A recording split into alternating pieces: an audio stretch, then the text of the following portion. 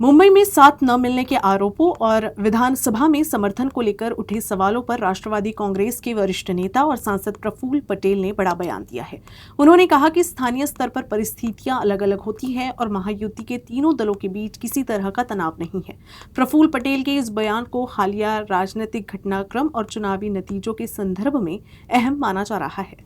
असं आहे की स्थानिक स्तरावर प्रत्येक ठिकाणी परिस्थिती वेगळी असते आणि जे काही होईल ते शेवटी आमच्या तिन्ही पक्षामध्ये चांगले संबंध आहे, चर्चा होऊन तिथे स्थानिक स्तरावर जे काही योग्य निर्णय घेता येईल ते घेणार आणि त्यामध्ये काही महायुतीमध्ये काही फरक पडेल असं नाही। त्याला हनुमंत कसाच्या दुसऱ्या दिवशी महाराष्ट्राचे आपले लोकप्रिय मुख्यमंत्री देवेंद्र फडणवीस साहेब ते आज येणार आहे। सोबत चंद्रशेखरजी बावनकुळे आहे, आपले पालकमंत्री इंद्रनील नाईक आहे आणि गृहराज्यमंत्री आणि भंडाराचे पालकमंत्री पंकज भोयर आहे।